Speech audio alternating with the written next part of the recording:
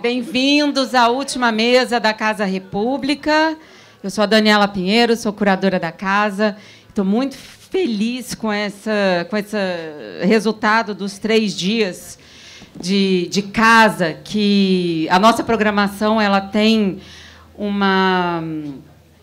reflete esse coletivo de marcas que vocês estão vendo aqui, que se chama Floresta e que é a Matizar Filmes, o Museu Vassouras, o República.org, a maisprogresso.org, e essa é uma mesa da Matizar Filmes. É uma mesa que, quando eu estava montando essa mesa, a gente falou, alguém chegou para mim e falou assim: ah, mas você está chamando essas pessoas só porque eles são famosos, não sei o quê. Não, eles trabalham para a Matizar Filmes, estão com projetos com a Matizar Filmes que vão aqui ser ditos, então, e eles também são muito famosos. Então, isso é muito bom.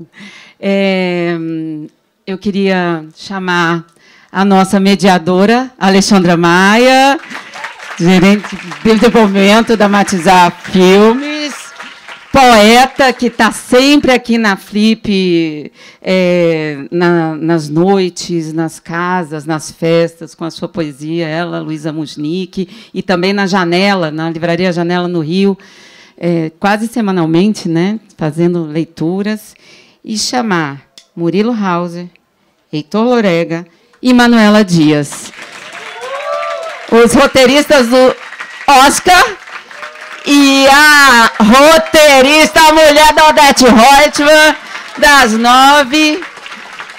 E é uma mesa sobre adaptação, sobre cinema, sobre televisão, sobre narrativas. Essa mesa é muito boa. Então, boa Flip para a gente.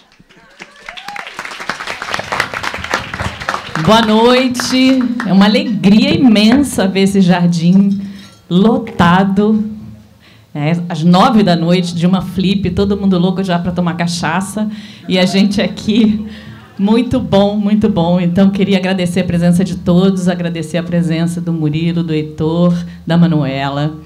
E antes, meu nome é Alexandra Maia, eu sou produtora de desenvolvimento da Matizar Filmes, e a Matizar é uma produtora do Rio de Janeiro, que ano passado fez 20 anos, que é uma produtora que, durante esses 20 anos, teve uma pegada mais autoral. Fizemos muitos documentários, longas-metragens, e que, desde o ano passado, deu uma guinada para projetos mais abrangentes, querendo alcançar um público maior.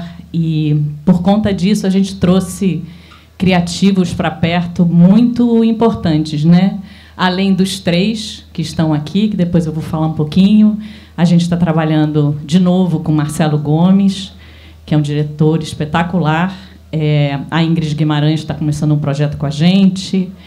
Tem também a Camila Pitanga, o Luciano Vidigal, o Rodrigo Santoro. Então, são projetos que, em breve, vão estar nas telas. E a gente depois fala um pouquinho mais sobre eles. E essa mesa é uma mesa que tem tudo a ver com a Matizar, porque os 2 longas lançados pela Matizar são adaptações literárias dos 2 livros do Milton Atum. O primeiro é Órfãos do Eldorado, lançado em 2016, dirigido pelo Guilherme Coelho, que está sentado aqui. E, no ano passado, a gente lançou O Retrato de um Certo Oriente, adaptado do livro Relato de um Certo Oriente, do Milton Atum, dirigido pelo Marcelo Gomes, que é um filme espetacular também. Então, a gente fazer uma mesa sobre adaptação literária com esses 3 é uma alegria. E adaptar, né, não é só transpor uma história de um formato para o outro, é principalmente interpretar, é escolher o que permanece, o que se transforma e o que, inevitavelmente, a gente vai perder ao longo do caminho. E cada adaptação é também uma releitura.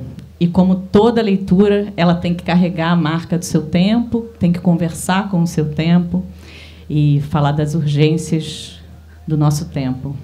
E se, por um lado, o livro oferece profundidade, nuances internas, O cinema precisa de ritmo, visualidade, de estrutura dramática. Então, é um desafio você passar de um formato para o outro, e, no caso da Manuela, de um tempo para o outro.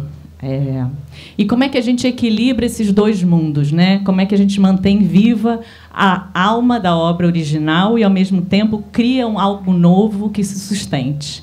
Então, para conversar sobre essas perguntas, estamos aqui com esses três incríveis. E eu queria, assim, eu não posso falar ainda dos projetos novos, mas quando Vale Tudo acabar, a Manuela vai escrever um longa que vai ser dirigido pelo Guilherme, e a gente tem um projeto ainda muito embrionário do Murilo e do Heitor, com a coprodução com a Inflamável do Carinha Inus, mas projeto a gente só conta quando já tem algo mais encorpado, né? Então, cenas dos próximos capítulos. E eu queria apresentar os três de forma muito resumida, porque, enfim, todo mundo conhece, mas dizer que a Manuela Dias estreou como autora de teatro aos 19 anos, muito jovenzinha, e começou a carreira como roteirista de TV no ano seguinte, em 1997, e no cinema em 2007. E de lá para cá ela escreveu 4 peças de teatro, 10 longas, entre eles Malês, Matraga e Love Film Festival. Na TV, ela escreveu mais de 20 programas de TV, entre novelas, seriados, séries infantis e humorísticos. Ela foi indicada ao Emmy Internacional 2 vezes, com a minissérie Justiça e a novela Amor de Mãe, que foi vencedora de melhor novela do Festival de Veneza e melhor minissérie no APCA. E, como se não bastasse, porque ela faz pouca coisa, em 2022 ela estreou na literatura com o romance Tilicum, que é lindo. E de lá para cá já lançou 2 livros e atualmente está escrevendo o remake de Vale Tudo. Quantas horas tem o seu dia, Manuela? Bom, a trajetória do Murilo e do Heitor é entrelaçada, mas eu vou falar um pouquinho de cada um. O Heitor, ele recebeu o prêmio de melhor roteiro no Festival de Veneza por Ainda Estou Aqui, né? E melhor que o filme ganhou o melhor filme estrangeiro também, como todo mundo sabe, escrito em parceria com o Murilo. Também escreveu Marinheiro das Montanhas, dirigido pelo Carinha Inus, que estava na seleção oficial do Festival de Cannes de 2021. Colaborou no roteiro O Último Azul, que ganhou o Urso de Prata, em Berlim, em 2025.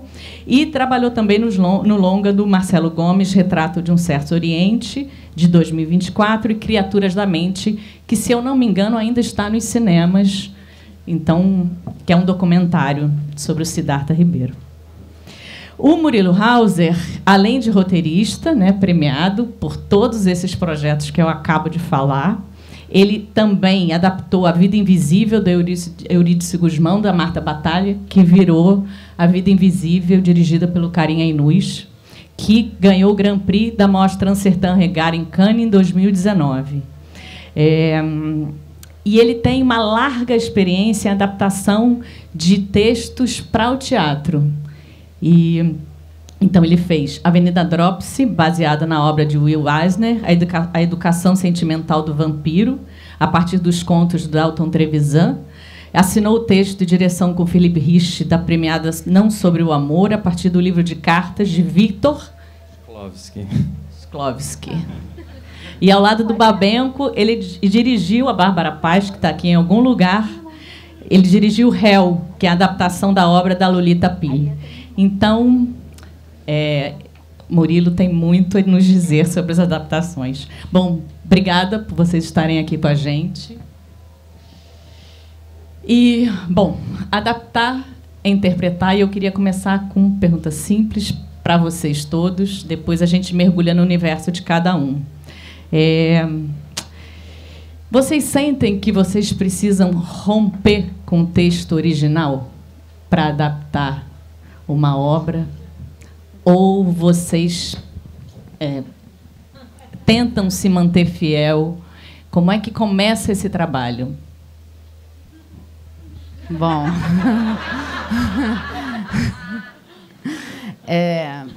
boa noite. Muito obrigada pelo convite, Gui, Matizar, Casa República.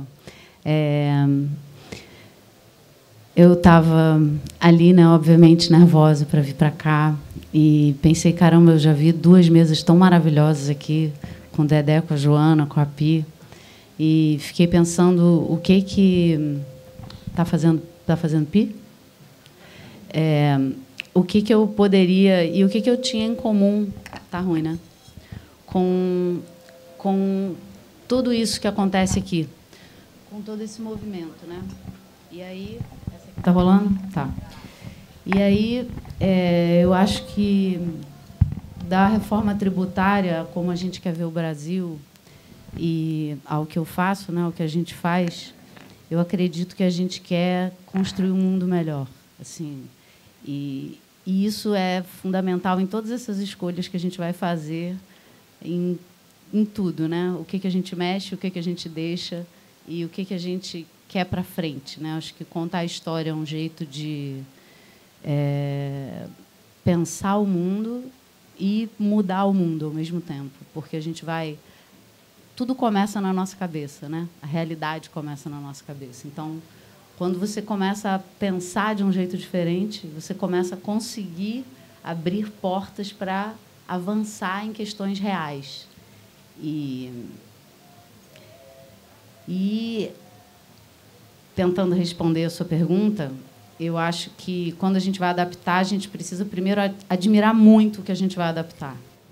Porque, normalmente, a gente se dedica por muitos anos ao mesmo trabalho.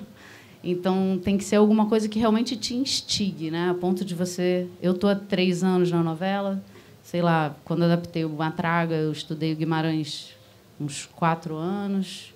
O Laclos durou também 2 anos e pouco, quase 3. E aí, na sequência, você tem que começar a profanar, né, o negócio, porque senão você não chega perto, né, da coisa. Assim. É um pouco igual ao amor, né? Você precisa amar muito e admirar, mas, na sequência, você tem que conseguir chegar perto da coisa. E isso tem a ver com fazer o nosso trabalho, né? A gente tem que profanar a coisa para modificar ela e transformar, né? Então, acho que é um mix. É uma torada. Obrigado, Alê. Obrigado, Daniela, Gui, todo mundo. Boa noite. Tem uma coisa de adaptar que ela não pode ser a mesma coisa, né? Ela tem que ser outra coisa, tem que ser outra experiência. Apesar de ficar a mesma história, apesar de ficar ali a mesma sensação quando a gente está adaptando um material original, ela tem que ser uma coisa nova, porque o meio que está sendo feito, as ferramentas que estão sendo usadas são outras do que a literatura, ou mesmo na novela também, né? Porque o tempo é outro e a novela tem que normalmente falar com o tempo que a gente está agora, né? Então tem essa coisa legal de adaptar, que é pensar um outro caminho ou uma outra forma mesmo de chegar num mesmo sentimento, eu acho. No Ainda Estou Aqui, eu sinto que teve muito esse trabalho de reorganizar a história, pensar muito diferente, distante do livro, mas deixar essa sensação, né? Deixar esse sentimento. E eu acho que a adaptação do filme é um convite para você acessar o material de origem também, né? É um convite para as pessoas que assistiram e ficaram tocadas com a história irem atrás e lerem o livro, descobrirem um pouco mais, expandir ainda, né? Porque a complexidade da literatura é ainda, ao meu ver, muito maior do que a do cinema, assim, né? Porque ela acessa a subjetividade, é uma coisa que você está fazendo ali no individual. O cinema, ele é concreto, ele é o que ele é, né? Ele é o que fica ali de documento. E na literatura é uma experiência muito individual, né? Então é importante romper também, né? Tem casos... Você fez coisas mais, né, super clássicas e consolidadas, assim, Augusto Matraga, Guimarães, estava falando de Shakespeare também, né? São responsabilidades assim outras. Só tranquila. Mas eu achei muito maravilhoso o filme de vocês, igual o mundo todo, e me chamou muita atenção sobre como construir um roteiro sobre a ausência, né? E na dramaturgia, né, drama é ação, não é drama dentro da cabeça da gente, né? é ação, é acontecer. E acho que esse foi um desafio incrível, que vocês lidaram de uma forma muito maravilhosa, assim, aquela cena, especialmente, onde ela lê a carta mentindo, né? Acho assim, a cena síntese do filme, assim, muito, muito forte. E acho que esse desafio me chamou muita atenção, assim, a forma como vocês conduziram essa presença, né, do que não está, assim, é muito difícil fazer isso. Parabéns. Obrigado. Realmente, esse foi um dos grandes focos, assim, por isso a questão do primeiro ato longo do filme, né? Estruturalmente ele é um pouco diferente, porque tinha... Exatamente, a gente tinha que conhecer, se apaixonar por essa família toda. Mas antes de engatar, também queria agradecer muito, é uma alegria imensa estar aqui, tão lindo ver essa sala cheia, realmente emocionante, né? Obrigado a todo mundo que veio, que delícia poder estar aqui, conversar com vocês hoje. Tem uma coisa da adaptação que a gente sempre fala, que eu acho que, mais do que... A gente fala-se muito de fidelidade, né, de adaptação, que eu não acho que não é tanto uma questão de fidelidade, eu acho que é uma questão de empatia. Sabe? Acho que a gente tem que empatizar com o material de uma maneira, ou com o personagem, ou com o universo, assim, porque eu sinto que o nosso trabalho de escrever filmes, né, audiovisual, é um trabalho muito de empatizar, né? Você empatizar internamente, mas também fora, né? Esse exercício de imaginar o que o público vai sentir, ou o que o público vai pensar, né? De que maneira construir aquela narrativa na cabeça do público. Então, eu sinto que a gente sempre está um pouco nesse eixo, assim, entre o que está acontecendo na cabeça dos personagens do filme e o que está acontecendo na cabeça das pessoas da plateia, né? Então é uma ligação um pouco de empatia mesmo. E isso que o Heitor falou, eu acho que é um guia sempre de adaptação para a gente, pelo menos, tentar se manter muito próximo do coração da obra, né? Assim, do tema central, do que gerou aquilo, do que aquilo propõe, né? Como pensamento, como olhar de mundo, mas desrespeitar a forma, principalmente. Quase todos os livros que a gente adapta, a primeira coisa que a gente faz é colocar ele em ordem cronológica. Muitos livros não são, né? O próprio livro do Marcelo, ele é todo...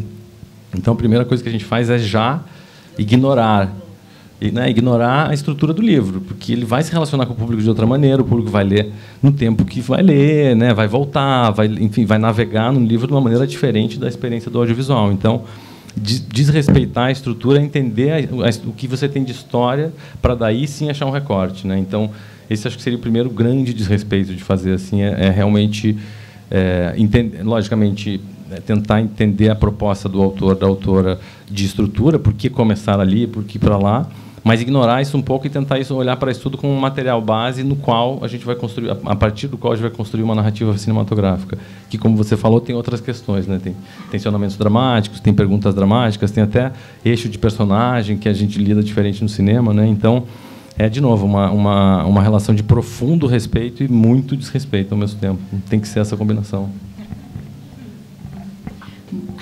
Manuela, eu queria te fazer uma pergunta muito prosaica para começar. Eu não sei como é que você ficou sabendo que você ia fazer o remake de Vale Tudo, mas eu fiquei imaginando que você recebeu um telefonema. Oi, Manuela, você quer escrever o remake de Vale Tudo? E a minha pergunta é pânico ou euforia que você sente com uma ideia dessa, pela primeira coisa? Então, foi o Zé Luiz, né, que é o meu chefe, me chamou, foi ao vivo, e eu tinha, na verdade, outra sinopse aprovada, já para fazer, uma novela das 9, e o Zé falou, então, mas só que tem Vale Tudo, né? Aí eu falei, porra, eu quero. E eu fui totalmente irresponsável na hora, eu não pensei em nada, assim, eu não pensei, meu Deus, é um clássico, as pessoas vão me odiar, ou vão me amar, ou vão...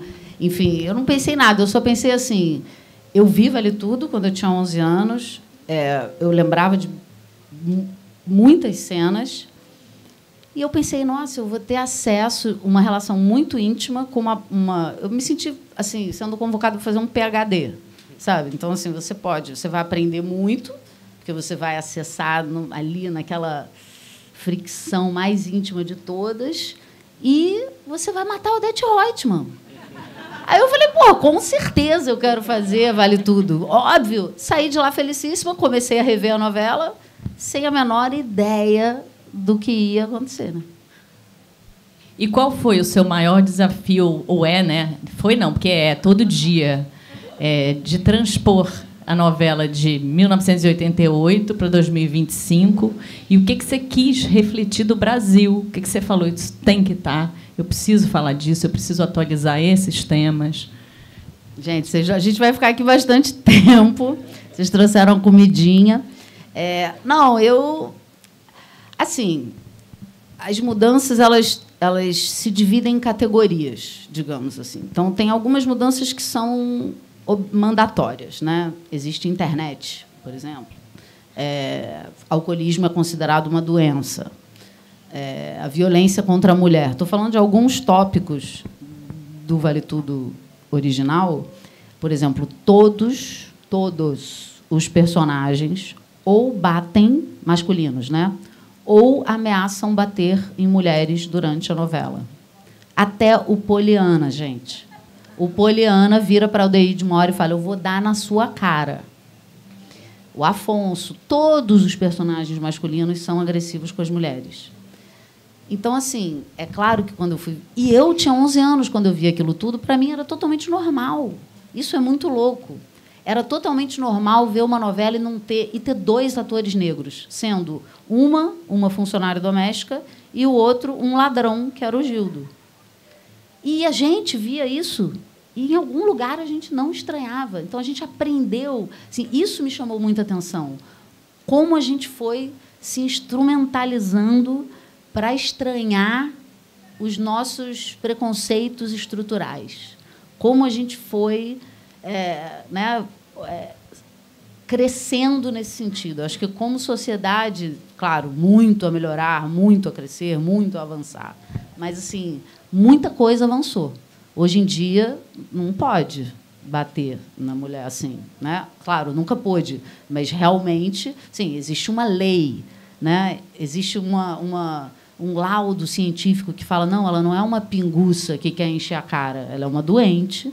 Tanto que, assim, como é difícil para a gente, né? Assim, como é difícil a Heleninha. Porque a Heleninha de 88 a gente curtia, queria que tocasse um mambo e ela dançasse e enchesse a cara. Tipo assim, a gente não estava... Sabe? A gente ficava meio torcendo para ela beber, na verdade, né? E, hoje em dia, a gente tem constrangimento de torcer para a Paola beber, porque você fala, cara... Então, muita coisa mudou. Aí tem as mudanças eletivas, né?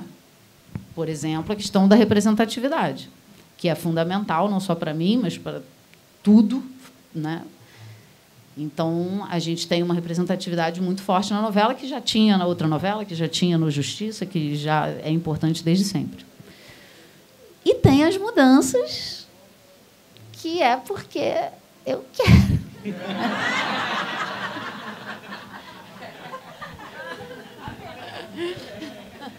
Não, porque, assim, né, eu não sou... eu não esquento comida congelada, sabe? É meu trabalho. Então, assim, eu vou trabalhar. E é um diálogo também com tudo que está acontecendo. Assim, me surpreendeu a recepção das pessoas. Eu acho que está tão difícil viver no Brasil, né? A gente vive num país mais desigual do mundo, que perde para o Catar, e que o fato da Odete sustentar as pessoas meio que parece que deu o direito a ela de humilhar todo mundo. E essa recepção da humilhação, né, quando ela tentou chantagear a Solange para ir para Paris e tal, a galera, nossa, me chantageia, eu também quero. Tipo assim, e que, no fundo, é uma troca da sua identidade por dinheiro, né, de alguma forma. Então, isso me surpreendeu. É claro, maravilhoso. Assim, que bom, né, que a gente se surpreende ainda na vida.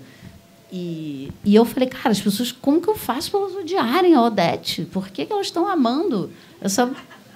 Porra, quem aguenta essa mulher em casa, entendeu? E aí veio a ideia do filho, que foi uma ideia que rolou 3 horas da manhã. Eu não estava acordada essa hora, acordei para ter essa ideia. E eu falei, cara, esse garoto está vivo.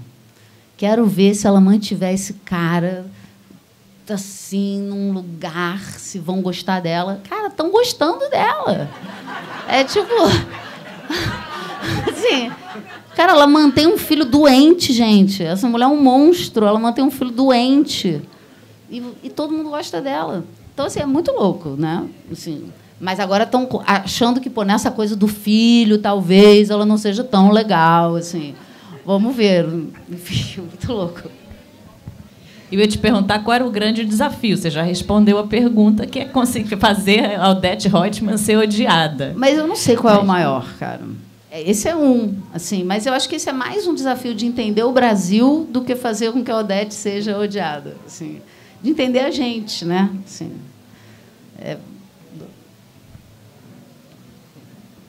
Entender o Brasil, exatamente. Só esse pequeno coisinho. Bom, você sente mais liberdade ou responsabilidade quando você parte de uma coisa, um texto, uma obra pronta para trabalhar? Eu queria muito uma obra pronta. Essa eu não encontrei para trabalhar. Sempre é uma obra que eu tenho que mexer muito. Não, porque eu não sei, isso até a gente escuta desde pequena, né? Eu acho que a responsabilidade vem junto com a liberdade. E as duas coisas são muito grandes. Assim, eu tenho muita liberdade, uma liberdade indecente na TV Globo, não só eu, os roteiristas, os criadores. Ninguém falou para mim, vai, adapta o Vale Tudo, mas mexe pouco, mexe muito, mexe 20%. Não mexe nisso ou mexe naquilo. Ninguém me falou nada. Falou assim, adapta o remake, faz aí. E aí, claro, eu fiz um projeto, mostrei para a Globo, vamos fazer meio assim, coisas, tipo, tem um ar vintage, tem isso, aquelas coisas que a gente fica pirando, né? E eles aprovaram e eu fiz. É claro que quando eu tenho uma ideia mais radical do tipo, o filho está vivo, eu quero todo mundo junto comigo, né? Eu não quero, tipo, surpreender a Globo, eu quero surpreender o público. Então, tipo, a Globo, eu falo, gente, então, eu tive uma ideia aqui, pensei que, de repente, o filho está vivo, e aí, nossa, de repente, isso, pai, aí, quer mesmo? Quero, então vamos. E é muita liberdade, assim, e, claro, muita responsabilidade, né? Atualmente a gente está dando hoje, graças a Deus, obrigada a todo mundo que assiste a novela. Estamos dando 50 milhões de espectadores por capítulo, é bastante gente, né? E imaginar que a gente está falando com essas pessoas e que a gente vive num país de pouca escolaridade, baixa leitura e o papel que a televisão tem. Então, assim, é muita responsabilidade, né? Além de Ibope, a gente quer, né, se identificar com o que a gente está fazendo e atuar na realidade. Então, estamos indo. Heitor, Murilo, vocês adaptaram Ainda Estou Aqui durante 7 anos, né?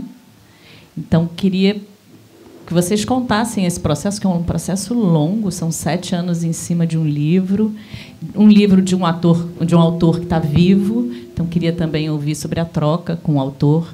E, no caso da Vida Invisível, também a Marta Batalha viva. Então, se você pudesse falar um pouquinho sobre a troca com os autores, mas, principalmente, desse processo longo de escrita desse projeto.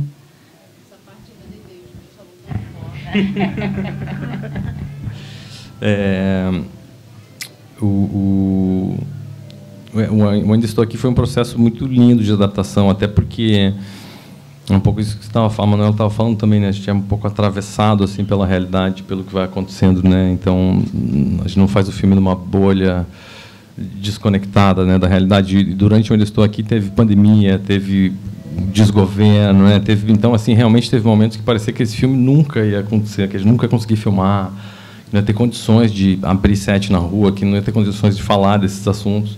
Então, mas o bonito nesse caso específico, que é uma coisa que não acontece sempre em processo de desenvolvimento, é que a gente conseguiu manter o desenvolvimento vivo durante todo esse processo. Então, não é aquele projeto que vai para a gaveta e volta para a gaveta e vai para a gaveta. Ele segue. Então, essa longevidade do desenvolvimento que permite a sensação de liberdade, né? Respondendo um pouco o que você perguntou para ela antes. Ou seja, a chance de você poder ir para lá, experimentar e falar, opa, não é aqui, vamos para cá.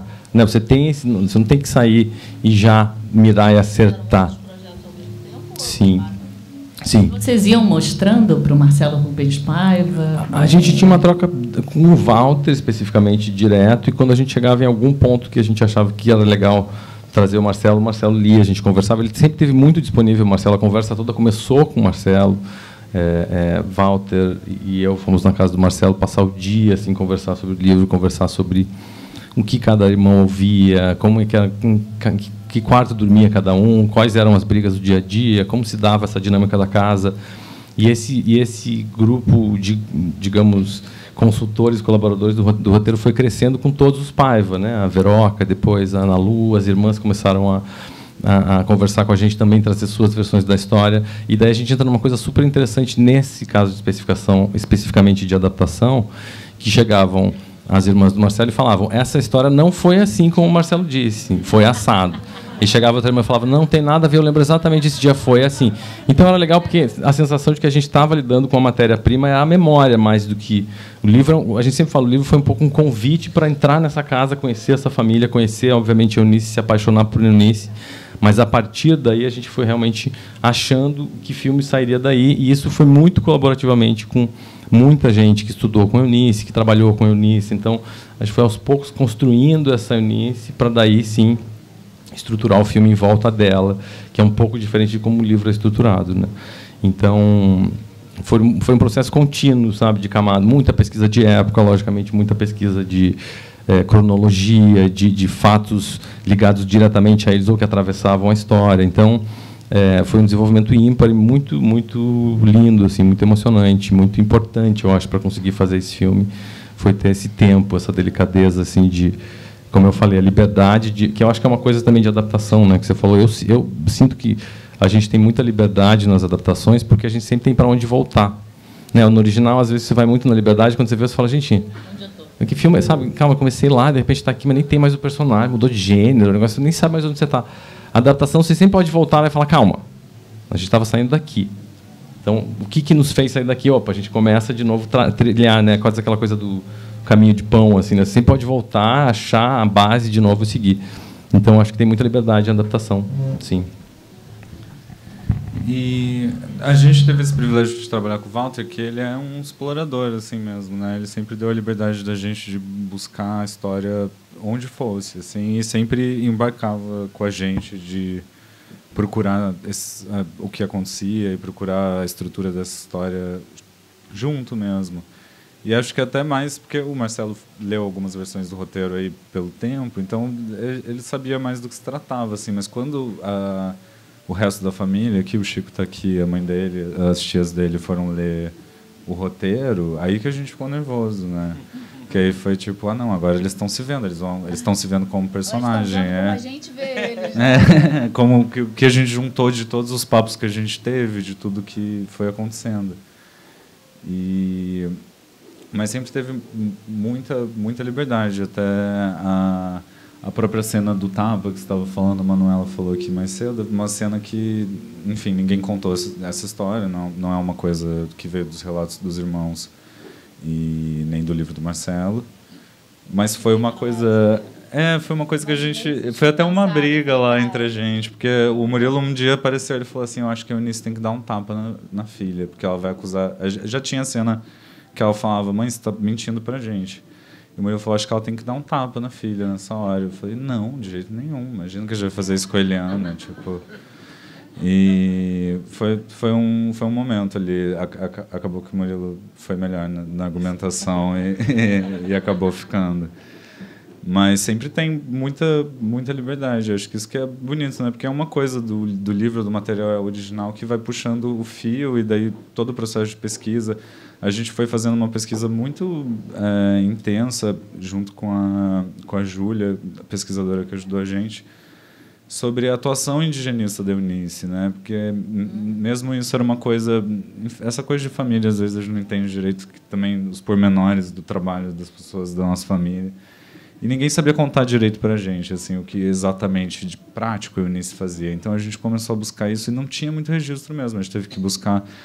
Porque tem essa questão, os arquivos de ações indigenistas, várias instituições incríveis que a gente tem hoje que juntam muito desse material e arquivam e documentam, eles são muito regionais, né?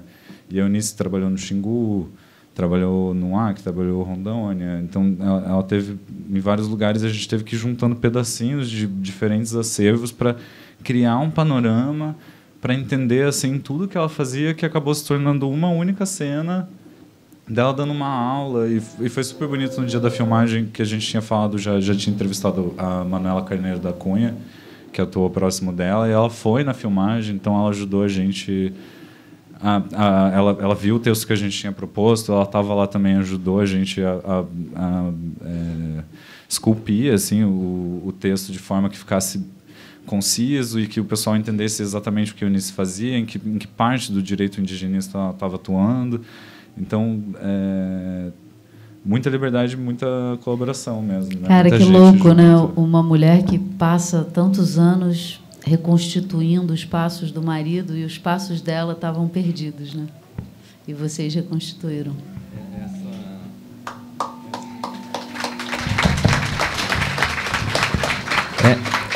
Esse foi um pouco essa coisa da adaptação, né? Foi um pouco o que fisgou, assim, que quando a gente entendeu no livro que a personagem, que a protagonista tinha que ser a Eunice, é quando o próprio Marcelo fala isso, né? O livro é um pouco essa sensação do Marcelo falar, cara, eu passei a vida achando que meu pai era o grande herói, obviamente era um grande herói, mas que a minha mãe, que era... Ainda está ali, é ela, Exatamente. Né? Então, o próprio, sabe, essa percepção, esse que é o que estou falando de estar muito próximo do coração, assim, do livro, sabe, essa percepção de que ela tem que ser a protagonista. Então, por mais que o livro seja muito mais sobre o Marcelo e as memórias dele, a relação dele com ela, no filme ela tinha que ser a nossa conexão principal, né? Então, sabe, a deixa da adaptação às vezes está quase escondida assim no livro, né? Você tem que achar indiretamente a dica do caminho para seguir, né? Quanto tempo vocês demoraram? Quantos anos para encontrar esse caminho? No começo a gente tem uma Vocês tentaram outro caminho antes? Sim, vários caminhos. A gente tentou fazer uma versão muito próxima do livro, a gente tentou fazer uma versão mais ensaística da memória, que fosse, voltasse e tal, mas começava, sabe, aquela história, assim, começava o filme com a interdição dela, que é como é o livro, né? Então tinha todo um crescendo ali emocional que já estava dado na largada. E aquele início da família, ele é essencial, né, para você entrar no filme, para você se aproximar, para quando acontece a tragédia, você perdeu o ar junto com eles, né? Isso foi interessante no desenvolvimento, que muitas das pessoas que leram o roteiro durante o desenvolvimento, muita gente legal leu o roteiro e deu notas e impressões, né? Não só ali Marcelo e família, mas, enfim, colegas, amigos, do Walter também, da rede do Walter. E tinha uma sensação recorrente lendo o roteiro, falava assim, acho que o primeiro ato é muito longo, tem que diminuir. E a gente, não pode diminuir, a gente tem que ter essa sensação. A vontade, muita gente falava, por que não começa já quando ele está sendo levado? E Rubens é levado. Fala, mas a gente tem que conhecer o Rubens, tem que saber o que é essa ausência, né? Tem que construir para fazer o vazio. Exatamente. Não pode ser só uma passagem, né? A gente tem que viver minimamente aquela casa, aquela família, entender, sentir aquela dinâmica para quando fecham as cortinas você entender o que aquilo significa, não só para eles, mas para, né, ter um impacto emocional. Então, foi um dos trechos que a gente mais trabalhou no roteiro, realmente, o primeiro ato, assim, esculpindo, assim, para conseguir ter essa sensação de pedaço de vida, assim, né, interrompida a tragédia. Só deixa eu complementar, mas acho que o primeiro ato também tem uma coisa muito bonita, que não só a gente tinha um livro para voltar como coração originário dessa história, mas tinha as memórias do Walter também, né? Isso era muito bonito, assim, ele contava muita história com essa família, ele sabia o que ele queria contar desse mundo, dessa família, e como nem ele morava no Rio nessa época, né? Enfim, ele frequentava essa família, mas não tanto, mas ele tinha uma memória tão bonita do que era essa família, do que representava essa família, do que virou depois que o Rubens foi levado, que ele era um grande coração também que a gente sempre tinha para voltar, né? E acho que esse primeiro ato é muito dele, assim, dessa sensação de juventude nos anos 70, de liberdade do Rio de Janeiro, uma coisa, um outro material de adaptação também que a gente voltava para sempre. Posso falar só mais uma coisinha do primeiro ato? Não, é que eu lembrei agora que acho que isso talvez seja interessante para falar de adaptação, né? Porque essa sensação, né, que o livro desperta quando ele fala, eu demorei para perceber que era a minha mãe, a heroína, né, a protagonista. A gente, de alguma forma, tentou fazer isso no primeiro ato também, de forma que a Eunice não é a protagonista do primeiro ato. né, parece que é um pouco a Veroca ou propriamente Rubens. Lógico, ela é meio propulsionada ao protagonismo a partir do momento que o Rubens é levado, né? Ela é forçada a assumir essa postura. Então, de alguma maneira, a gente reproduz essa sensação no primeiro ato indiretamente, né? Então, só os caminhos da adaptação como são misteriosos também, às vezes. Uma coisa que ficou muito forte para mim do filme, quando eu penso no filme, é o silêncio da Fernanda, né, da Eunice, o olhar dela, tudo que ela cala ao longo do filme. E eu queria saber como é que vocês pensaram isso do livro e como é que foi colocar isso na página para que o Walter pudesse filmar, porque é um filme entalado, né? É um grito não dado. Isso foi um longo processo, na verdade, e isso eu acho que é uma particularidade desse processo, porque, diferente de outros filmes que a gente já fez, nesse processo a gente estava o tempo inteiro lá. Então, desde as leituras técnicas, dos ensaios, no set, na ilha de edição, a gente acompanhou o processo inteiro até fechar o filme. E isso nos ajudou muito a poder criar o silêncio também. Entende? Então, eles estavam desenhados, indicados na página, mas é ali na gravação e na edição, especialmente, que eles surgem mais, né? Que você fala. A gente ficou todos os dias no set, do começo ao fim, da leitura técnica e dos ensaios. Então, isso... Pré e pós, né? E pós, e montagem, todo o processo, que foi uma maravilha, realmente. Foi muito lindo poder trabalhar um pouco como o teatro, como eu venho muito do teatro, a sensação de você estar ali junto criando aquilo. Aparece alguma coisa, a gente incorpora aquilo. Alguém sugere um negócio, vamos experimentar. Então, e isso foi possibilitando. Então, quando a gente viu uma cena sendo filmada, deu para entender nessa cena já aquele negócio que tem naquela próxima. Vamos cortar aquilo. Então, a gente ia cortando coisas conforme a gente ia filmando, que a gente ia percebendo, essa relação já se estabeleceu, a gente entendeu que não precisa falar lá de novo.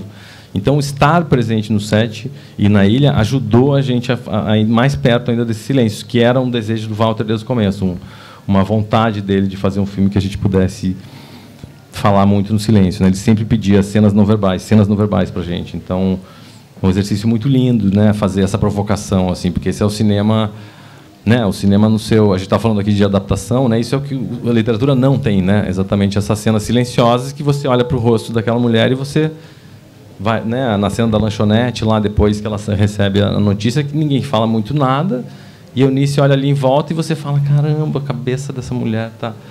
Então, essa maravilha do cinema, né? Da gente poder olhar sem ninguém falar muita coisa, 2 olhares, e você preenche aquilo emocionalmente. Então, foi um processo longo. Não sei se eu respondi muito, mas os silêncios chegaram. E tinha cena que já era no roteiro silenciosa, tinha cena que a gente foi descobrindo durante a filmagem que tinha que ser silenciosa, e um pouco nessa sensação de teatro mesmo. Acho que até a entrada da Daniela Thomas no filme como produtora, ela estava muito próxima da gente, então a gente estava sempre... E todo dia a gente estava reescrevendo muita coisa, porque a gente acompanhava, então a gente fazia no final da diária uma reunião com a Daniela e com o Walter para entender o que a gente tinha filmado, o que a gente podia reescrever para o dia seguinte. E sempre esse processo de metamorfose do texto mesmo, não era uma coisa assim, não, tem que ser esse texto, está pronto, enfim, assim, né? O processo foi dando muitas indicações de caminho que foram sendo assimiladas, e principalmente na coisa do silêncio, né? Isso, muitas cenas que... Teve uma cena até uma cena ali um pouco antes da despedida do Rio de Janeiro, que a Eunice pega a filha no mar, antes deles irem embora do Rio, e essa cena foi uma das cenas que a gente mais reescreveu, né? Tinha um diálogo ali, ela nem era na praia inicialmente, ela era na casa, então... Foi uma cena que a gente pensou muito, reescreveu muito, e a gente não achava direito. Tinha uma coisa que ela tinha que confrontar a mãe, não sei o quê. E só assim, na semana da filmagem que a gente falou, não, acho que essa cena tem que ser silenciosa mesmo. Acho que ela está na praia, está no mar, e a mãe vir buscá-la já diz tudo que a gente precisa. A gente sabe que ela não quer se mudar, ela já falou isso na cena anterior, então foi um processo de descobrindo esses silêncios também. Não, você falou, né, que ela falou na cena anterior, então o silêncio é uma coisa que você constrói em volta, né? você preenche o silêncio, né? Que nem, de novo, a cena da Eunice na lanchonete com os filhos, a gente passou por tudo aquilo e preenche aquele emocional. Então, é interessante, né, que o que enche a cena é o que está em volta, né? A cena, uma cena silenciosa solta, a gente não completa, né? Mas quando você tem as peças ali do antes e depois, a gente consegue completar, né? E essa cena da sorveteria é uma cena que foi silenciosa desde sempre, né? Sempre foi, desde que ela apareceu no roteiro, a gente sabia que completava-se o raciocínio, assim, a gente conseguia presumir o que ela estava pensando e como a família olhava para ela, então sempre foi. Então, só curiosidade, como é que vocês escrevem juntos? É difícil, né? Um escreve um negócio, o outro não gosta, um escreve a escaleta, o outro abre cena. E você, Manuela, como é que é o seu processo? Também queria saber, porque você trabalha com equipe, né? Ou você escreve tudo? Eu tenho uma equipe, eu tenho uma equipe de 3 pessoas. Eu preciso melhorar muito na questão de delegar, porque eu tendo a ser bastante centralizadora e tenho um pouquinho também de ciúmes dos personagens, então eu também não quero deixar ninguém escrever. Mas é muito trabalho e a gente... assim, talvez fique um pouco chato explicar, mas é que, por exemplo, a gente tem uma consultora do AA, aí isso eu já delego para uma colaboradora. Aí tem adendos de continuidade, enfim, tem muita coisa para fazer que não é a parte boa, que é fazer a escaleta e fazer o diálogo, né?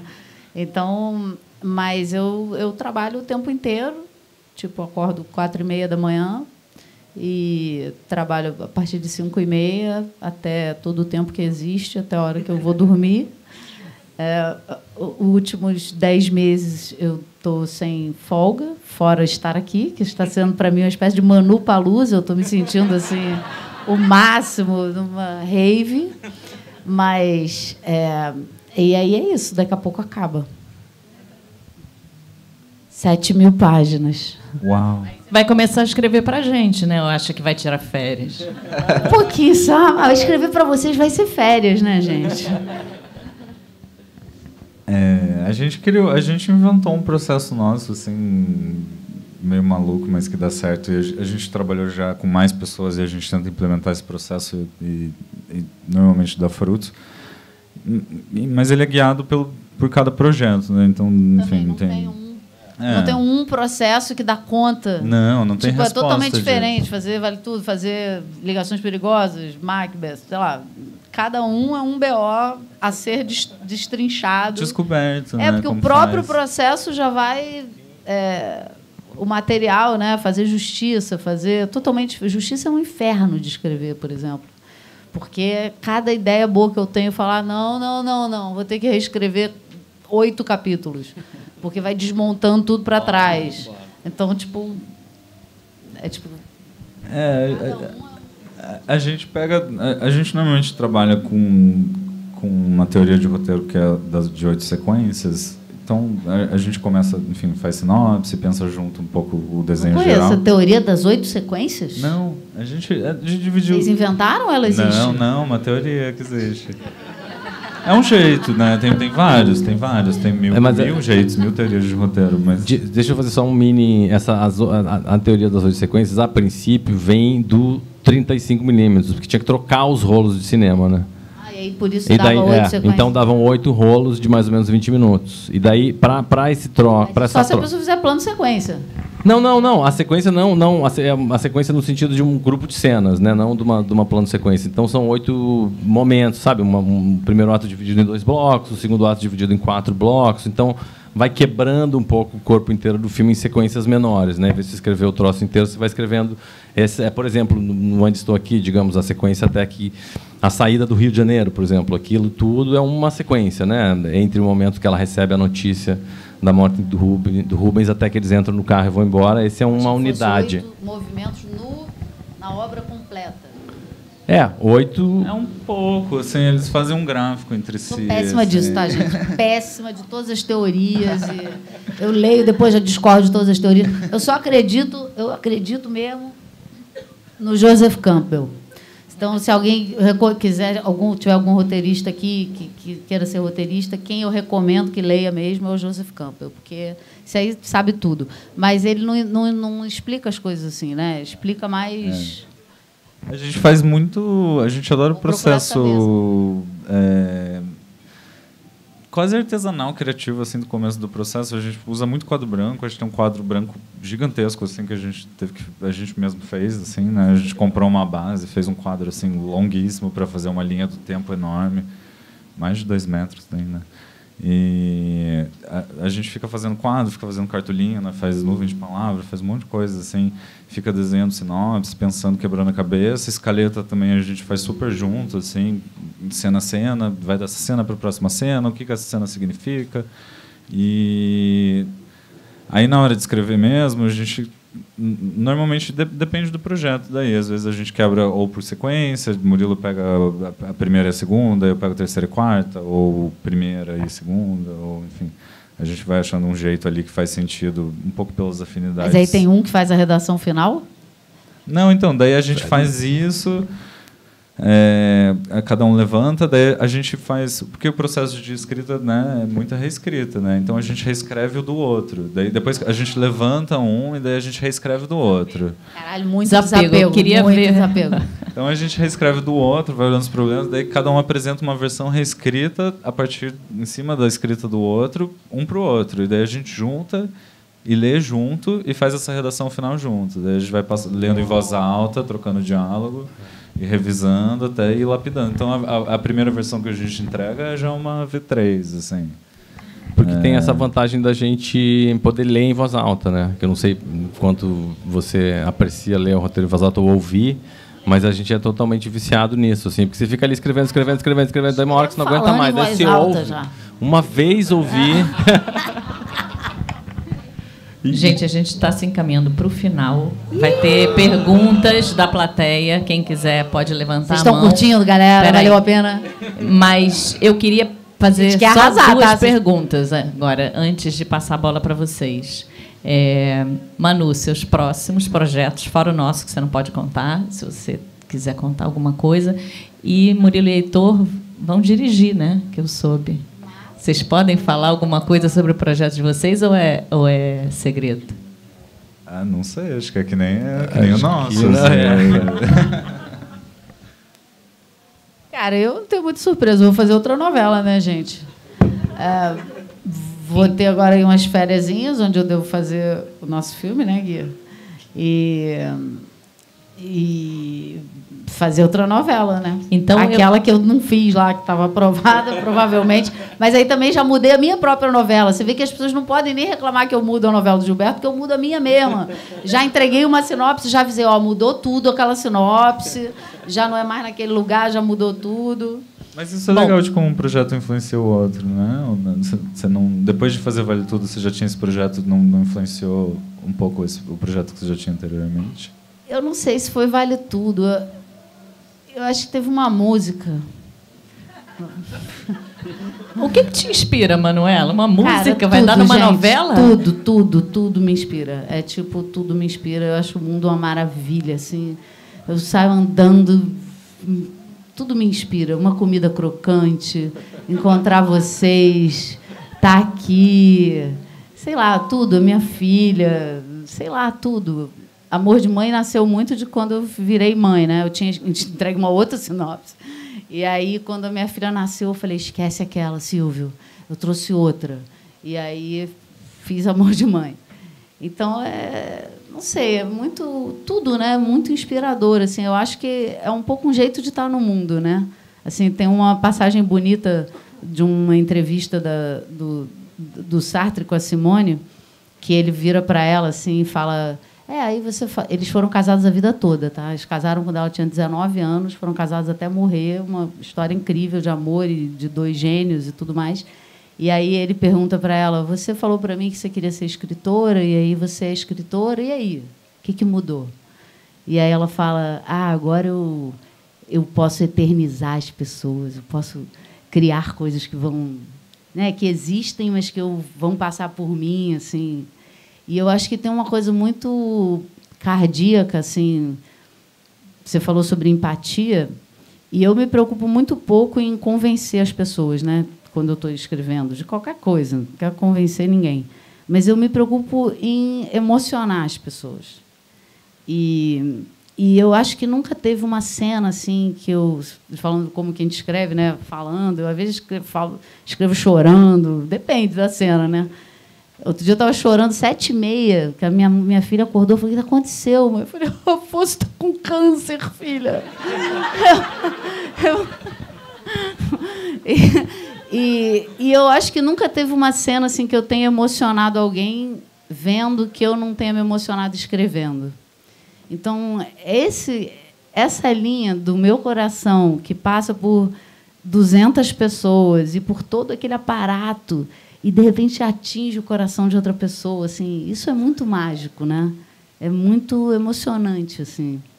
E rir também, né? Não precisa só chorar, pode ser rir, pode ser qualquer coisa, ter uma ideia, enfim. É demais, né? É muito bom, recomendo. Como você disse que gosta de eternizar as pessoas, a gente espera uma cena como essa em Vale Tudo, na sua próxima novela. E é lógico que eu não vou deixar essa bola quicando. Antes de passar as perguntas para vocês, provavelmente você não vai querer dizer, mas eu preciso perguntar: quem vai matar a Odete Roitman? Gente, até minha filha me pergunta isso. Minha filha tem 9 anos. Ela fala: ai, mãe, fala só para mim. Eu falo: não posso, meu amor. Não posso. Eu não falo alto, gente. Eu sei já.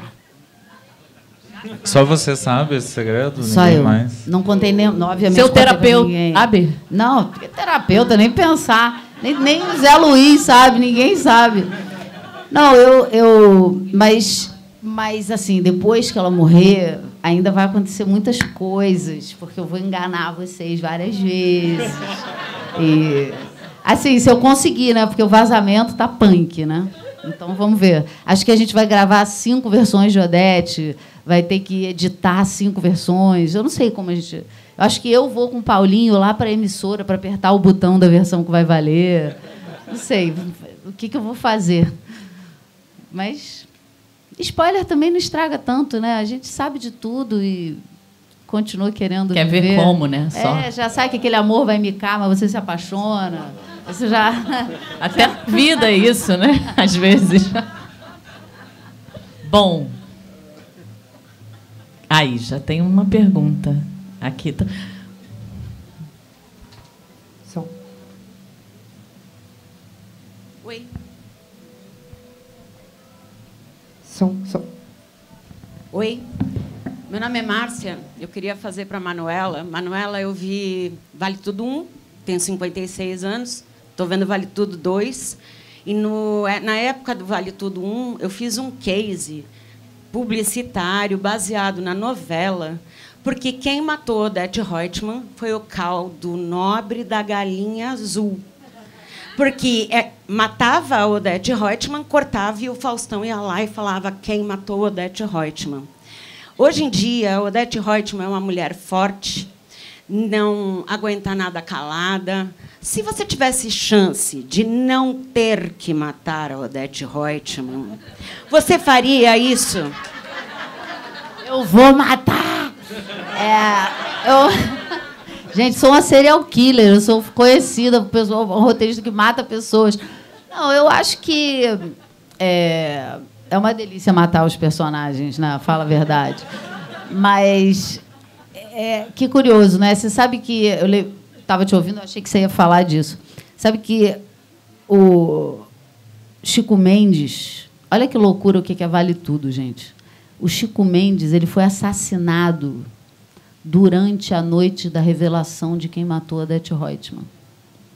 Os assassinos do Chico Mendes usaram, e eu só consigo imaginar aquelas ruas e todas as televisões tocando Brasil, mostra a sua cara, e esse cara sendo assassinado. Eu achei que você ia contar isso, porque é uma cena tão forte, né, do nosso país, assim, tão absurda de se pensar. Mas vamos matar a Odete, né, gente? Vamos ver, aquela louca, né?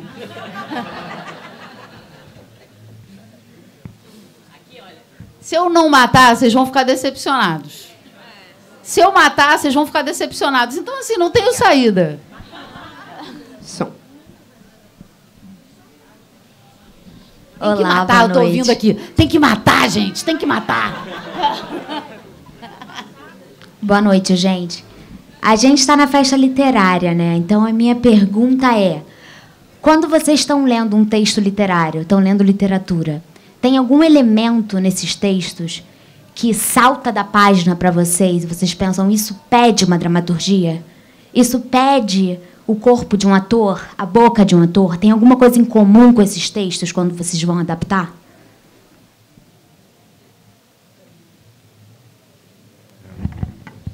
Bom, que pergunta boa.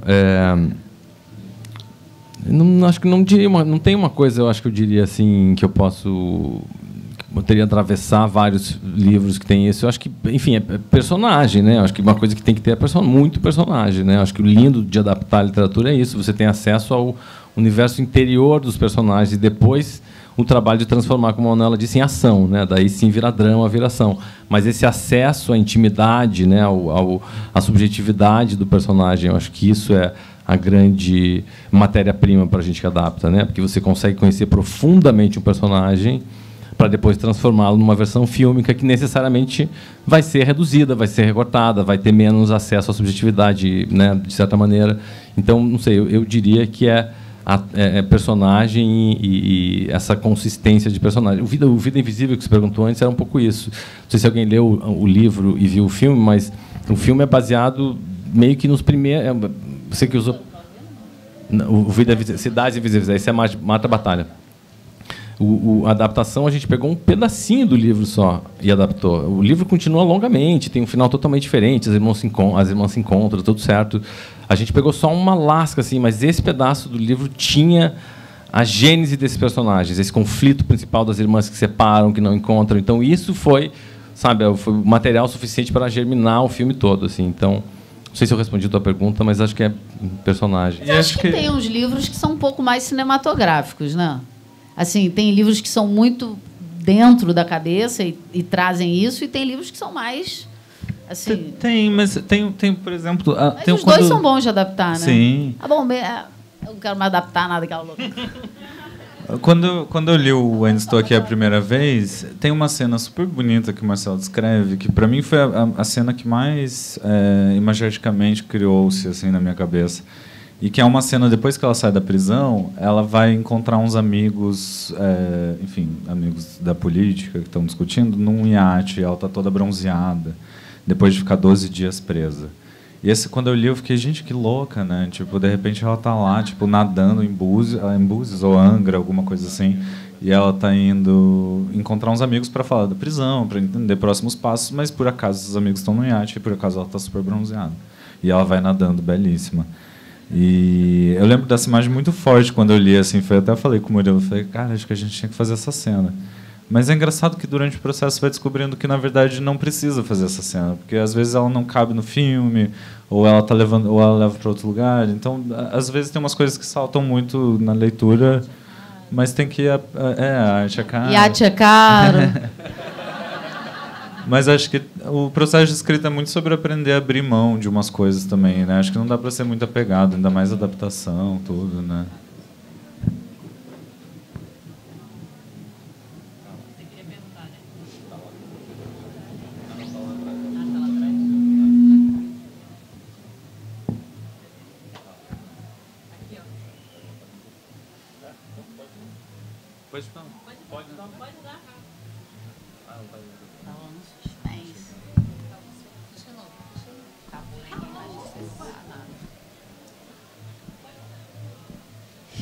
Ninguém quer mais perguntar nada. Eu quero. O pessoal levantou a mão lá atrás primeiro.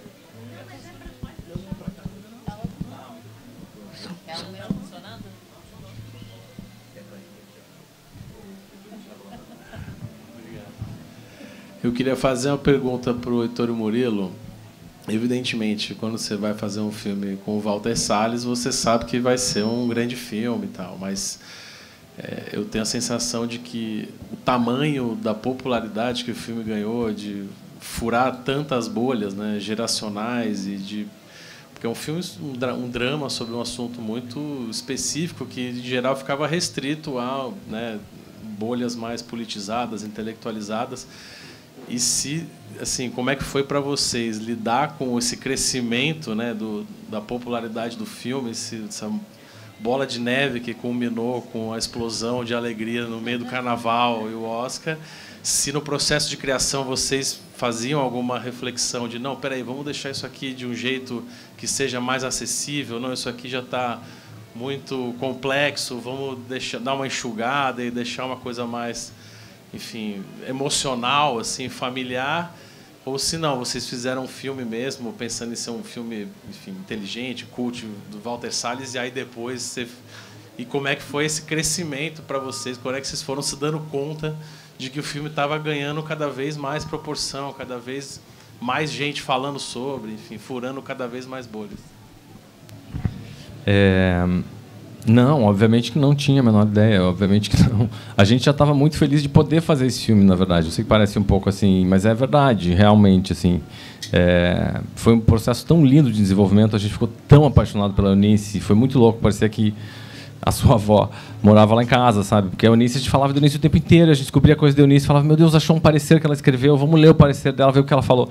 Sabe, ela foi assim, e a gente falava, cara, não é possível, as pessoas têm que ser apaixonadas pela Eunice também, não é possível, sabe? A gente era totalmente louco. Então, de fato, só poder filmar com o Walter, filmar com a Nanda, só essa parte já estava assim, uau, incrível.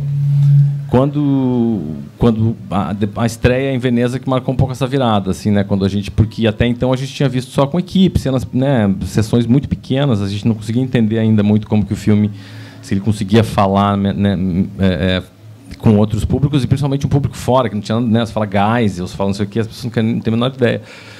Então ali que foi um pouco essa virada, quando a gente começou a perceber que ele tocava outros, né? Ultrapassava essa bolha, como você falou. Mas eu acho que isso é muito ligado, sim, a esse emocional, assim, a vontade de fazer um filme que fosse pelo eixo íntimo da família, né? Que fosse muito ligado emocionalmente nessa trajetória de Eunice. Mais do que tentar contar toda essa história ou dar conta de todos os fatos que envolvem essa história, foi um pouco o que o Heitor falou. Eu acho muito legal que várias pessoas que viram o filme não tinham lido o livro e depois leem o livro, adoram. Porque uma coisa complementa a outra, né? O livro traz muito mais coisas sobre o caso, sobre a execução do Rubens. Então, essa ideia de que o filme é um convite também para ir atrás e saber ainda mais, acho que é muito mais potente do que tentar fazer um filme que conta tudo, né? É o filme que você sai e fala, cara, como assim? E vai atrás, e daí vai ler, vai ver o vídeo da Eunice, vai ouvir a gravação do Rubens, e daí vai atrás, né? Então, isso foi uma coisa que o Walter nos guiou muito no processo, também com essa percepção, né, que o Walter tem uma experiência muito maior também de lidar com públicos do mundo, né? Então, de nos guiar também, sabe, quantas vezes, putz, isso aqui acho que a gente tem que repensar esse conteúdo aqui de maneira que consiga conversar, né, com outros públicos que não têm o contexto histórico, não sabem. Então, durante o processo foi bastante discutido e pensado esse eixo de comunicação. Mas acho que muito do Walter mesmo, porque ele, como o Murilo falou, teve muita experiência, fez campanha do Central, ele obviamente já tem um público internacional, então ele sabia de umas coisas assim, sabe, que ele trazia a nossa atenção e que a gente não sabia por falta de experiência em relação a dele mesmo, mas de falar, não, isso aqui não vai traduzir, isso aqui as pessoas não vão entender. Então ele sempre foi guiando a gente nesse sentido, mas a gente sempre escreveu pensando em como isso ia bater no Brasil, né? A gente sempre pensou, cara, a gente quer contar essa história. Tipo, quem vai se apaixonar por essas mulheres são os brasileiros, quem tem que saber a história dessa mulher é a gente. Mas acho que, de novo, falando um pouco da colaboração desse processo, a gente teve, por estar no set e tá muito em contato com a equipe técnica, tá lá na leitura técnica, quando surgiu todas as primeiras perguntas, com uma primeira leitura que todo mundo estava, de repente, junto, assim, lendo aquele roteiro. E foi muito bonito de ver, aos poucos, como as pessoas foram se apaixonando por essa história já no set e estavam alinhadas para contar isso, né?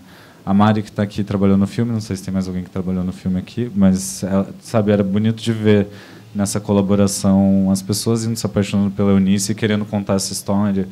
De repente, a gente estava assim, com a maquiadora, com a Marissa, a gente estava lembrando de uma história muito boa dela esses dias, que ela tinha pensado todo um arco de personagem de representar a Eunice pelas unhas dela, assim. Na primeira leitura técnica, ela super falou disso, assim. A gente ficou tão apaixonado de quão movida ela ficou pelo roteiro e quanto ela queria também dar o melhor do que ela podia ali, no que ela podia contribuir para contar essa história.